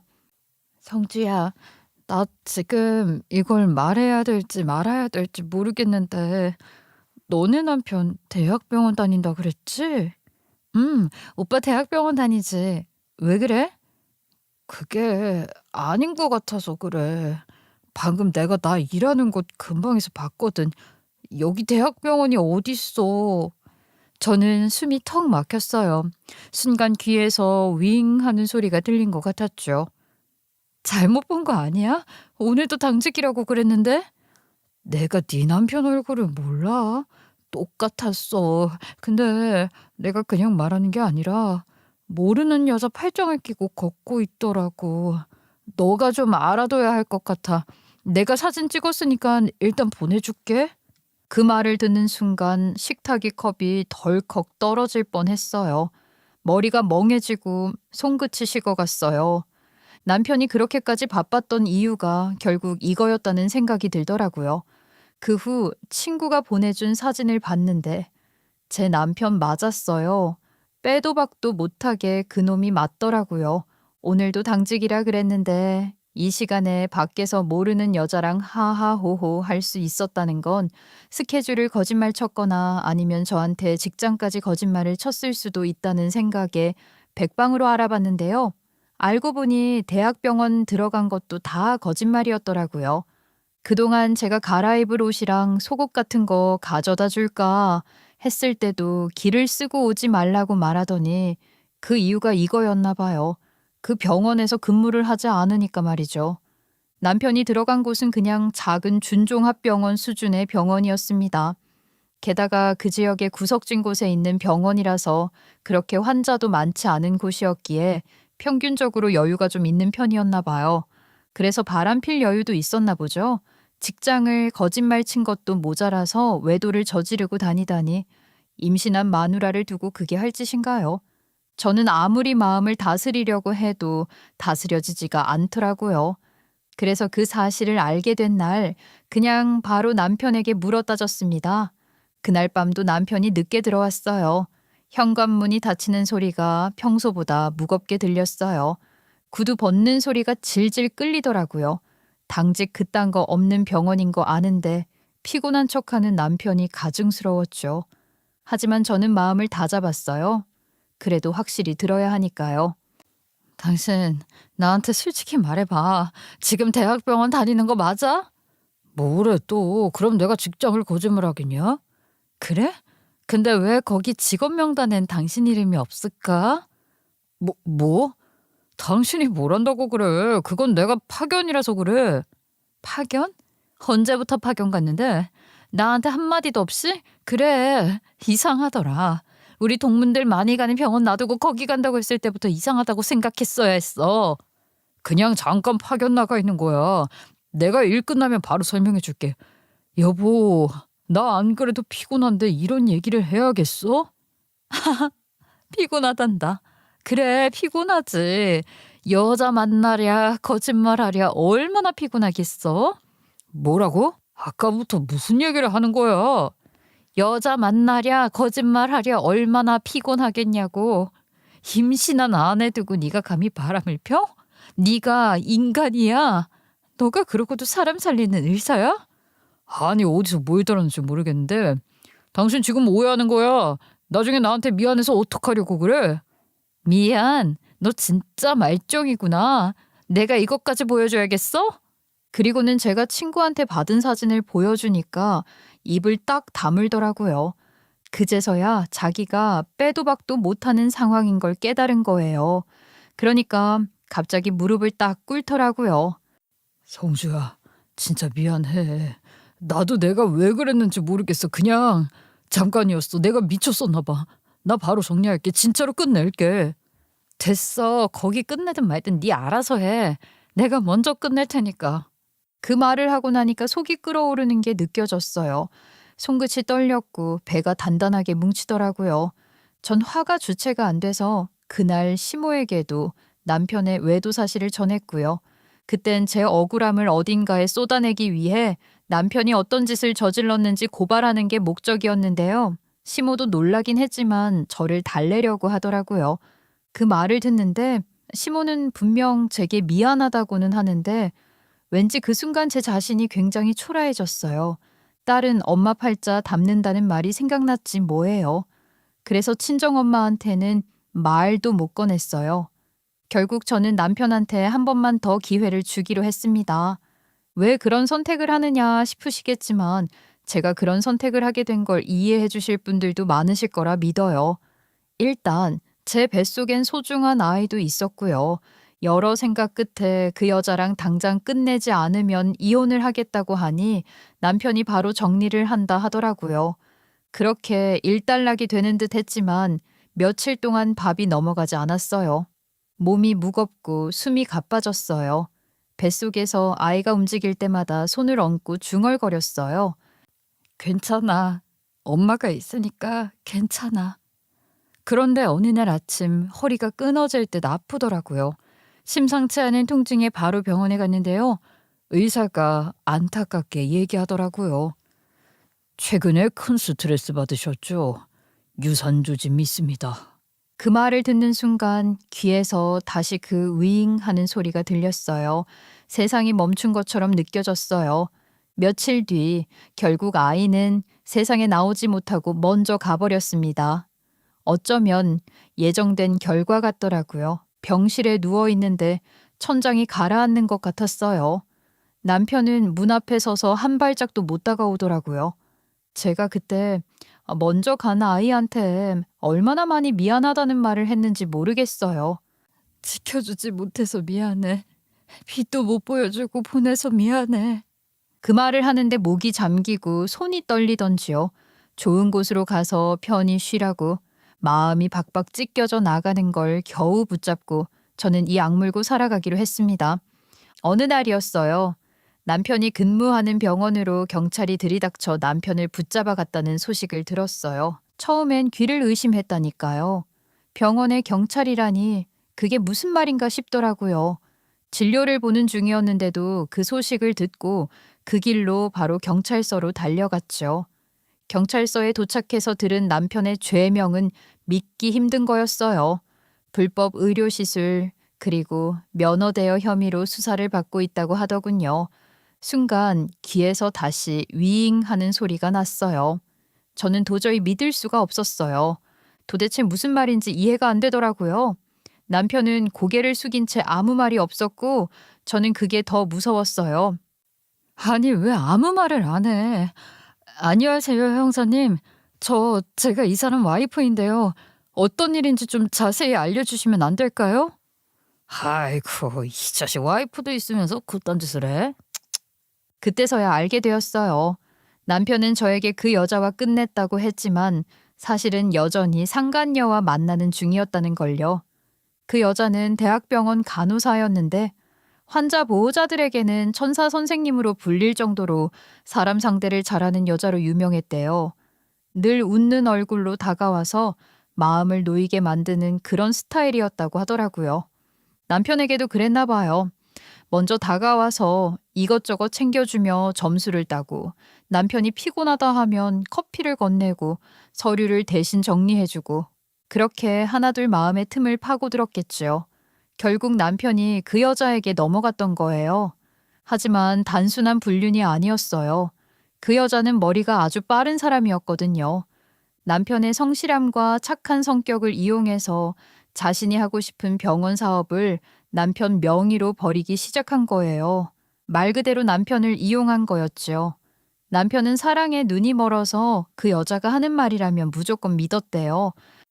오빠, 나 병원 그만두고 피부관리실 하나 차리고 싶어요. 오빠 이름으로 하면 신뢰가 다르잖아요.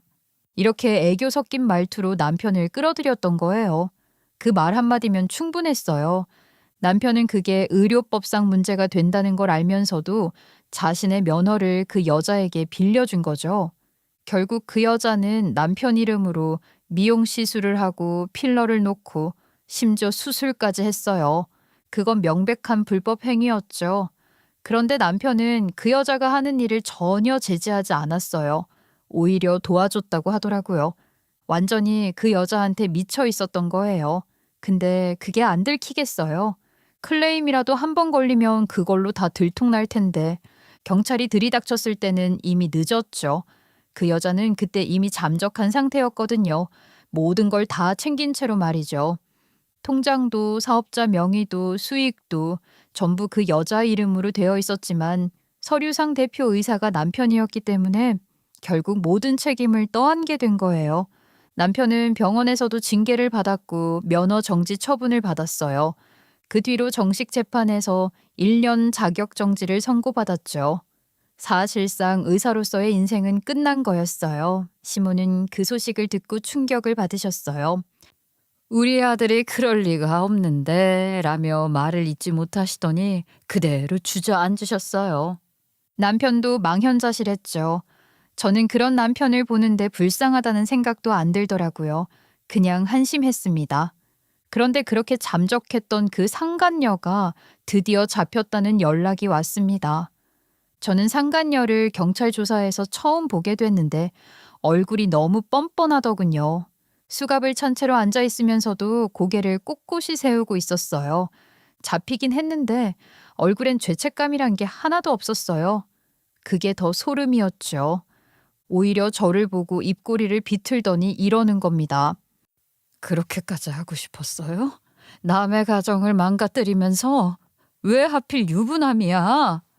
어머, 유부남이니까 걸려드는 거예요. 사람들은 불장난에 환장하거든. 그리고 그렇게 말하지 마세요. 당신 남편도 내 덕분에 뽀찌 받아가면서 돈 좀 모았잖아요. 오히려 고마워해야 되는 거 아니에요? 그 말의 순간 피가 거꾸로 솟았어요. 목덜미부터 열이 확 올라오더라고요. 그 여자는 철저히 남편을 수단으로 이용한 건데 남편은 바보처럼 그걸 사랑이라 착각해서 저를 배신한 거잖아요. 그걸 이렇게 눈앞에서 확인하니까 허무함보다 모멸감이 더 컸습니다. 그 일이 있고 나서 남편은 모든 걸 잃었어요. 직장도, 명예도, 동료들의 신뢰도요. 그리고 모든 걸 잃고 나서야 제 앞에 무릎을 꿇는 거 있죠. 성수야, 내가 진짜 잘못했어. 제발 나 버리지 마. 나 이제 너밖에 없어. 당신까지 없으면 나 진짜 끝이야. 그래, 다 잃으니까 그제서야 킵패든 나한테 매달린다 이거지? 이 더러운 새끼야. 그래도 부부잖아. 당신 나 사랑하잖아. 아니, 사랑해. 내 진짜 사랑은 넌데 내가 잠깐 미쳤었던 거야. 나 진짜 후회돼서 미쳐버릴 것 같아. 제발 나 좀 살려줘. 당신이 나 끝까지 미워해도 좋으니까 그냥 옆에만 있게 해줘. 지금 후회해서 뭐해? 후회할 짓을 왜 했냐고. 당신이 만든 지옥이잖아. 거기서 그냥 살아. 남편은 고개를 숙였어요. 어깨가 들썩거리더니 말없이 울더라고요. 그 소리가 참 이상했어요. 안쓰럽지도 불쌍하지도 않았어요. 그냥 멀게만 느껴졌어요. 그날 이후 남편은 완전히 끝장났어요. 자존심 강한 사람이었는데 그 일 이후로 완전히 꺾여버리더라고요. 집안에 있으면 하루 종일 창문만 바라봤어요. 면허 정지됐으니까 당연히 출근도 못하고 전화벨만 울리면 놀라서 손을 떨었어요. 친구들도 하나둘 연락을 끊더라고요. 세상과 단절된 사람이 되어버렸죠. 그렇게 시간이 얼마나 지났을까. 남편은 아는 사람을 통해 개인검진센터 행정직으로 들어갔는데요. 의사라는 직함은 여전히 남아 있었지만 진료도 못하고 서류만 정리하는 신세가 된 거죠. 시골이라서 저랑은 자연스럽게 별거하는 식으로 살게 됐고요. 그래서 저도 그 미운 얼굴 안 봐도 되고, 그리고 제가 전공이다 보니 이혼이라는 기록이 남는 게 좀 그렇더라고요. 그래서 그냥 그렇게 없는 사람 취급하면서 살고 있었습니다. 그렇게 시간이 흘러 대학병원에서 소아정신과 전문의로 일하던 저는 결국 제 병원을 하나 차리게 됐습니다. 남편이랑 따로 산 지도 벌써 15년째쯤 됐을 때였어요. 그 세월 동안 저는 오로지 일만 붙잡고 살았거든요. 커다란 빌딩 한 층에 제 이름이 딱 새겨진 간판을 처음 봤을 때 그 기분이란 게요. 참 이상했어요. 이게 다 내 손으로 이뤄낸 거구나 싶으니까 눈물이 나더라고요. 괜히 혼자서 간판 밑에 서서 한참을 바라봤어요. 내가 진짜 여기까지 왔구나 그 생각이 들면서 가슴이 꽉 막히는 느낌이었어요. 그동안 별의별 일 다 있었지만 그래도 결국 여기까지 온 제가 좀 대견하기도 하더라고요. 아이들의 마음을 돌보는 일은 쉽지 않았어요. 가끔은 치료가 엇나가기도 했고 마음처럼 안 되는 날도 있었지요. 하지만 아이들을 보다 보면 이상하게 제 안의 상처가 덜 아팠어요. 부모님 눈치 보며 억지 웃음 짓는 아이들을 보면 마치 옛날 제 모습을 보는 것 같기도 했거든요. 그래서인지 아이들을 치료하면서 저도 같이 마음의 상처를 받는 일도 있었지만 되려 아이들로 인해 그리고 보호자들로 인해 대리만족 같은 마음의 치유를 받는 일도 많았습니다. 개원일에 단골들도 많이 생기고 의사인 저도 여러모로 많은 도움을 받고 그렇게 영업을 이어나간 지 2년째 되던 해 저는 엄청난 인간을 마주하게 됐어요. 그날 아침부터 왠지 모르게 기분이 이상했어요. 꿈자리도 뒤숭숭했고 출근길마다 신호도 꼬이고 커피잔도 엎질렀어요. 그런 날 있잖아요. 괜히 뭔가 걸리는 날. 그런데 그 예감이 맞았던 거예요. 그날 제가 출근하자마자 받은 첫 환자가 누구였는 줄 아세요? 문으로 들어온 건 한 가족이었거든요. 앞에는 초등학생쯤 돼 보이는 남자아이, 그 뒤엔 남자가 문을 잡고 마지막으로 여자가 들어왔어요. 그런데 그 여자를 보는 순간요, 세상이 정지한 것처럼 느껴지지 뭐예요. 아이의 엄마처럼 보이는 그 여자가 15년 전 제 남편이랑 바람났던 바로 그 여자였거든요. 15년이라는 세월이 흘렀지만 어찌나 그 얼굴이 선명히 남아있던지 얼굴을 딱 보자마자 심장이 미친 듯이 두근거리면서 눈앞에 보이는 게 없고 귀에서는 삐 하는 이명만 들려오는 거 있지요. 시간이 그렇게 흘렀는데도 그 여자의 입꼬리, 말투, 고개를 까딱하는 습관까지 그대로더라고요. 심장이 진짜 너무 빨리 뛰어서 진정이 되지 않을 정도였어요. 손끝이 차가워지고 몸이 굳었어요. 앞에 앉아있는 그 여자를 의사로서 똑바로 봐야 하는데 시선이 자꾸 흔들리더라고요. 그리고 그 여자는 아무렇지 않게 제 앞에 앉았죠. 아무 일 없다는 얼굴로요. 제 이름을 봐도 저인 줄 모르는 것 같더라고요. 물론 제가 중간에 쌍꺼풀 수술이랑 코 수술도 하고 살도 좀 빼고 관리도 해서 못 알아볼 법 하긴 했지만 워낙 생각 없이 사는 년이라 알아도 기억 못하지 않았을까요? 아무튼 못 알아본다니 다행이었죠. 그래서 저도 기억 안 나는 척 최대한 웃어 보이며 그 가족을 맞이했습니다. 아이는 딱 봐도 ADHD가 좀 심하더라고요. 가만히 있질 못했어요. 앉아 있으면서도 계속 의자 발을 툭툭 차고 손으로 옷자락을 잡아당기고 눈은 계속 딴 데로 돌아다니고 말할 때도 단어가 뒤죽박죽이라서 듣는 제가 더 헷갈릴 정도였어요. 이건 좀 심하겠다 싶었죠. 언어 쪽도 약간 문제가 있어 보였어요. 그 나이에 말이 너무 어눌했거든요. 우선 검사를 진행해봐야 뭔가를 알 수 있기에 검사를 진행해 보겠다고 했는데 그년이 활짝 웃으며 제게 이렇게 말을 하더라고요. 기본 검사 먼저 진행해보고 결과에 따라 상담이랑 약물 치료 여부를 같이 결정하죠. 그랬더니 그 여자가 활짝 웃으면서 제 앞에서 그러는 겁니다. 선생님, 저희 애 좀 잘 부탁드립니다.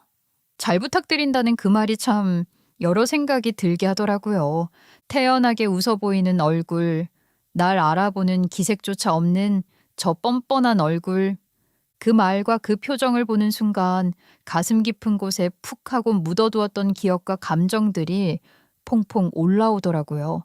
아니, 정확히 말하면 묻어둔 줄 알았던 거예요. 제가 얼마나 그 감정을 눌러놨겠어요.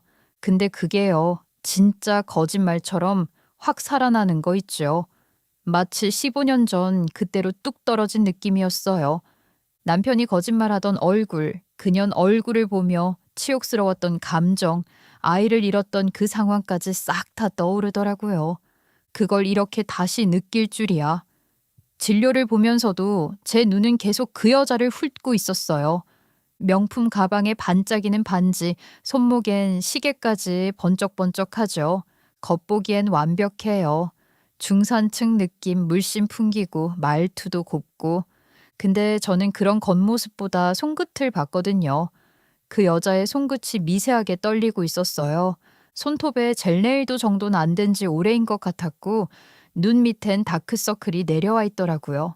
그게 다 보였어요. 겉은 멀쩡해 보여도 속은 이미 다 타들어가고 있는 사람 있잖아요. 딱 그 상태였어요. 아이도 그랬어요. 불안감이 너무 컸어요. 말 한마디 할 때마다 엄마 눈치를 보는데 그게 다 티가 나는 거예요.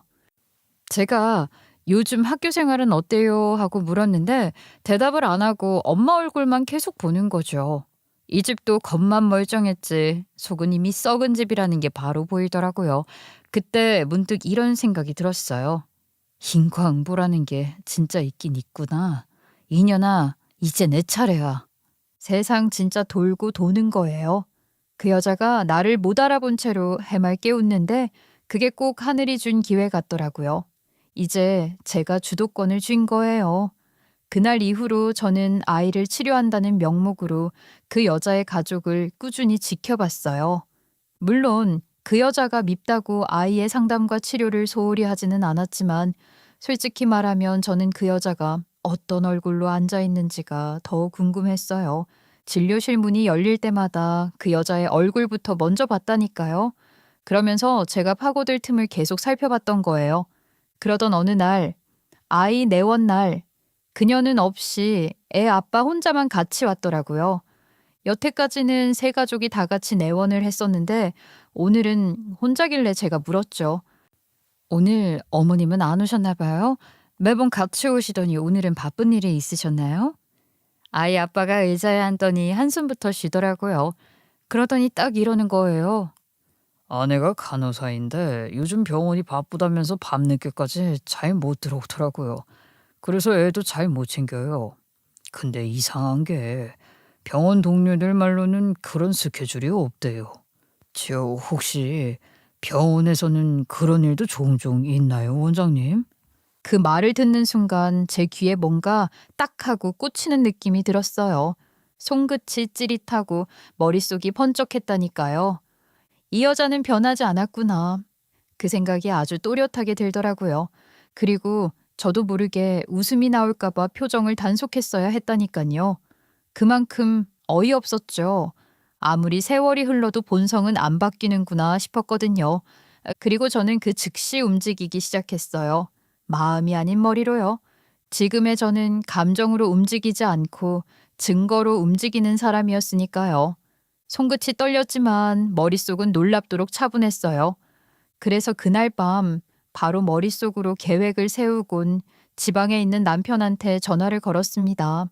정말 오랜만에 통화를 하는 거였어요. 남편도 얼떨떨하게 전화를 받더라고요. 저는 군말 없이 바로 본론을 꺼냈어요. 그 여자가 다시 나타났어, 우리 병원에. 남편은 처음엔 아무 말도 안 하더라고요. 숨소리만 들리는데 손이 덜덜 떨리는 게 전화 너머로도 느껴졌어요. 제가 말하는 그 여자가 누군지 단박에 알았을 거예요. 그 여자 또 수상한 짓거리를 하고 다니는 것 같다고 대강 정리해서 이야기를 흘렸더니 한참 있다가 낮고 굳은 목소리로 그러는 거예요. 그 여자가 아직도 그렇게 사는 것 같단 말이지? 그럼 이번엔 내가 그냥 망가뜨릴 차례네. 남편의 목소리에서 어떤 의지가 느껴지더라고요. 그동안 의욕 없이 살던 사람이 아직 속에 이런 불꽃을 가지고 있긴 했구나 싶었다니까요. 저로서는 남편도 거들면 편할 것 같아서 연락한 거였으니까 좋은 현상이었습니다. 그날 이후로 저희는 이상한 동맹이 됐어요. 저희는 부부도 아니고 남도 아닌 묘한 관계를 15년째 이어오고 있었는데 그런 우리를 다시 묶은 건 웃기게도 공통의 복수심 그거 하나였어요. 근데 그때만큼은 묘하게 편했어요. 남편이 지금 사무직으로 일하고 있다고 해도 여전히 의료계 인맥이 있었고 그걸 이용해 그 여자의 근무병원 이력, 루머까지 싹 다 알아낼 수 있었죠. 저도 의료계 종사자이긴 하지만 발은 남편이 더 넓었거든요. 확인해보니 그 여자는 여전히 간호사로 일하면서 이번엔 심리상담 자격증이 있다며 몰래 상담소를 운영하고 있었더라고요. 물론 자격 같은 거 없었죠. 의료법 위반, 불법 행위 그 자체였어요. 당연하게도 그게 좀 더 전문적이었으면 저한테 자식을 데려오기 전에 좀 더 해결할 수 있는 방법을 찾을 수도 있지 않았을까요? 정말 웃겨요. 사람 마음을 야매로 해석하려고 하다니. 그걸 알아챈 뒤에는 남편과 함께 증거를 모으기 시작했어요. 남편은 과거 자기 사건을 맡았던 변호사를 다시 찾아가더니 그 여자가 자격증도 없이 환자 상담을 하고 있다는 정황을 확보하더라고요. 그리고 며칠 뒤 작은 USB 하나를 제게 내밀더라고요. 내가 사설에서 좀 알아봤어. 꽤 괜찮은 증거들을 모은 것 같아. 보니까 남편이 불법적인 그런 곳에까지 찾아가서 정보를 캐낸 것 같더라고요. 과거에 그런 짓을 하고도 선을 넘나드는 남편한테 좀 눈살이 찌푸려지긴 했지만 제가 알 바는 아니었습니다. 저야 정보를 얻었으니 땡큐죠. 그 USB 안에는 그 여자가 병원 내부 환자 명단을 빼돌려서 자기 상담소로 돌린 증거랑 불법 시술 사진까지 들어있었어요. 확실히 이런 건 합법적인 루트에서는 얻기 힘들겠더라고요. 덕분에 일이 수월하게 풀렸습니다. 그리고 그날 밤 우리는 그 자료를 익명으로 보건복지부랑 지역 의사회에 제보했어요. 손끝이 약간 떨렸지만 기분은 묘하게 차분했어요. 며칠 후 뉴스에서 그 여자의 불법 상담소가 압수수색을 받았다는 소식이 나오더라고요. 자격 사칭, 개인정보 유출 혐의로 수사 착수. 그 자막을 보는 순간 속이 뜨겁게 올라오더라고요. 이제 시작이다. 그 생각밖에 안 들었어요. 그리고 얼마 뒤 경찰 조사를 받고 나왔는지 그 여자가 제 병원으로 들이닥쳤어요. 문이 콱 열리는데 얼굴이 완전 뒤틀려 있었어요. 조사를 받는 도중에 그제야 알았나 봐요. 내가 누군지도 증거를 남편이 모아서 제출할 수 있었다는 것도요. 그 여자는 미친 듯이 소리 질렀지만 오히려 저는 놀랍도록 마음이 차분하더라고요. 15년 전 경찰 조사를 받던 상간녀한테 오히려 분노를 얻고 돌아오던 그때와는 다르게요. 넌 나한테 왜 그래? 다 지난 일인데 왜 또 들쑤셔? 왜 가만히 안 둬? 지난 일? 너 지금도 같은 짓 하고 있잖아. 남 등쳐먹고 환자 이름 팔고 돈 챙기고. 세월이 지나도 네 근성은 안 변했네? 사람 인생 그렇게 갉아먹고 살면 결국 자기 살도 뜯기게 되는 거야. 너 같은 년은 사람도 아니야. 냉혈 아니야. 너 같은 년이 무슨 정신과 전문이라는 거야? 내가 봤을 때 너는 꼭 치료가 필요한 사람 같다. 너 형무소 갔다가 나오면 내가 상담이라도 해줄게. 그리고 저는 다시 경찰을 불렀고요. 얼마 되지 않아 상간녀는 경찰한테 다시 붙잡혔습니다. 그 여자는 진짜로 이제 배는 게 없는지 끌려가면서도 저한테 계속 욕설을 퍼부었고요. 저는 그 뒤통수에 대고 한마디 더 던져줬죠. 야, 이 멍청한 년아. 집행유예라도 받으려면 조용히 닥치고 살아. 네가 나한테 준 상처는 이 정도로 끝내주는 거를 평생 고마워하고 살아라. 너 유치장에 있는 동안 네 남편한테는 내가 잘 설명해 줄게. 그러자 그녀는 아주 난리 발광을 떨었지만 이미 경찰에게 제지당해 끌려가기 바빴지요. 얼마나 속이 시원하던지. 그리고 저는 말했던 대로 아이 아버지 휴대폰 번호로 연락을 해서 드릴 말씀이 있으니 병원에 들으러 내원을 해달라고 말을 전했습니다. 그날 오후 아이 아버지가 병원으로 찾아왔어요. 얼굴에 피곤이 잔뜩 묻어 있더라고요. 의자에 앉으면서도 뭔가 예의 바르게 앉으려 애쓰는 게 보였어요. 저는 한참을 망설이다가 결국 입을 열었어요. 제가 이런 말까지 드려야 하나 정말 많이 고민했습니다. 하지만 알고 계셔야 할 것 같아요. 우리 애랑 관련된 얘기는 아닌 것 같고 무슨 일이시죠? 15년 전 아버님 아내 때문에 저는 결혼 생활이 완전히 무너질 뻔했어요. 사실 제 남편이 그 여자와 바람이 났고 저는 그 일로 유산까지 했습니다. 솔직히 그때 진료실에서 다시 그 여자를 보호자로 마주하게 될 줄은 상상도 못했습니다. 말하는 내내 숨이 막히더라고요. 그래도 고개를 숙이지 않았어요. 끝까지 똑바로 봤어요. 이 얘기를 꺼내야 할까 말까 수백 번은 고민했어요. 근데 아무리 생각해도 아버님께서는 알아야 한다고 생각했습니다. 한 가정을 파탄내고 소중한 생명까지 잃게 만든 사람을 아이의 엄마로 두는 건 그건 아니라고 봤거든요. 그분이 아무 말도 못하더라고요. 고개를 떨구고 있다가 겨우 말을 꺼냈어요. 저도 알고 있었습니다. 사실 아내가 결혼하고 나서 한 번 바람을 피웠던 적이 있어요. 다 끝난 일이라고 생각해서 덮고 살았는데 그전에도 그런 일이 있었을 줄이야. 결국 또 이렇게 업보를 받나 보네요. 네? 그 이후에도 또 그런 짓을 했다고요? 참나, 정말 그 여자 막장이네요. 그럼 알고도 계속 같이 사신 건가요? 네, 애가 어리니까요. 그래도 엄마 없는 아이로 만들긴 싫어서요. 그 말 들으니까 참 뭐라 할 말이 없더라고요. 착한 건지 바보 같은 건지. 그런데 제가 무슨 할 말이 있겠어요. 저도 실제로는 남처럼 지낸다고 하지만 형식상 아직 남편이랑 이혼 안 하고 있는 사람인데요. 그래도 저는 냉정하게 말했어요.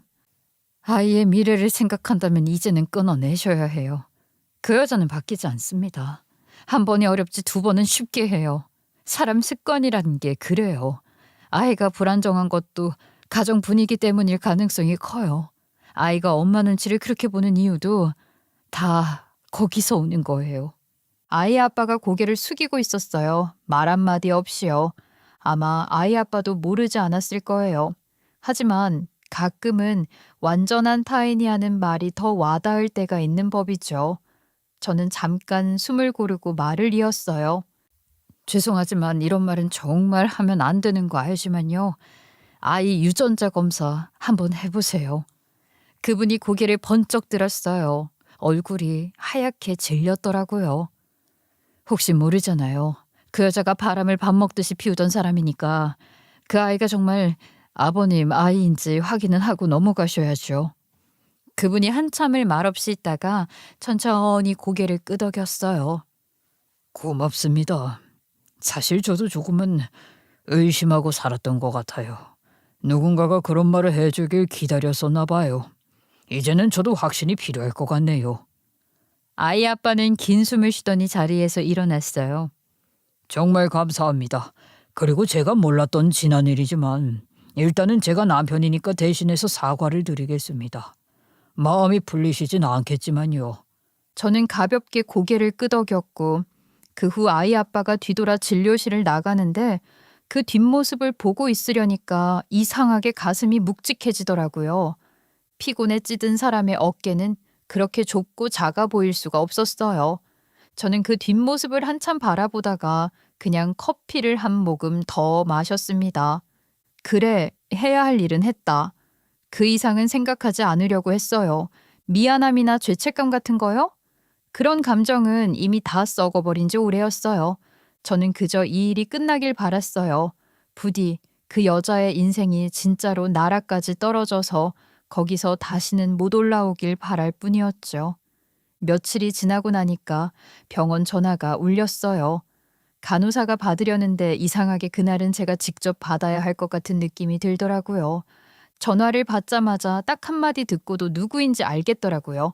그년이었어요. 선생님, 그때 일 때문에 전화드렸어요. 정말 죄송해요. 제가 너무 잘못했어요. 그 목소리가 참 가관이었어요. 떨리고 끊기고 중간중간 한숨 섞인 척 하는데 그게 진심이 아닌 걸 누가 몰라요? 사람은 진심이 담긴 말이랑 살기 위한 말이랑은 금방 구별이 돼요. 그래요? 근데 이렇게 전화하는 거 민폐예요. 난 사과받고 싶지도 않고 용서할 생각도 없으니까 앞으로 연락 안 줬으면 좋겠네요. 저 너무 후회돼요. 그냥 그때는 제가 미쳤었던 것 같아요. 진짜로. 제 사과 받아주세요. 네? 제가 싫다고 말씀드렸을 텐데요. 그리고 이렇게 제가 일하는 곳에 연락하는 거 큰 민폐고 영업방해입니다. 그년이 잠깐 침묵하더니 울먹이기 시작했어요. 제가 선생님 개인 번호를 모르잖아요. 그래도 사과는 해야 할 것 같아서요. 마음이 너무 무거워서요. 저는 코웃음이 나왔어요. 마음이 무거운 게 아니라 살길 막히니까 무거운 척하는 거겠죠. 그쪽이 어떤 사람인지 내가 모를 것 같아? 수화기 건너에서 흐느낌이 들리더라고요. 그런데 그 소리가 꼭 연극 같았어요. 전화 끊을게요. 이런 식의 엎드려 절받기식 사과? 저는 안 받습니다. 그 말하고 전화를 바로 끊었어요. 그렇지. 인간이 쉽게 바뀌겠냐? 그 생각밖에 안 들더라고요. 며칠 후 재판 결과를 인터넷 뉴스로 보게 됐는데요. 불법 상담소 운영, 자격 사칭, 의료기록 유출, 전부 유죄, 벌금, 사회봉사, 자격 취소까지. 이름은 가려졌지만 내용만 봐도 누구 얘긴지 딱 보였어요. 그게 끝이 아니었어요. 며칠 지나니까 그쯤 아이 아버지가 다시 병원에 찾아왔거든요. 정말 마음고생을 많이 했는지 얼굴이 확 늙었더라고요.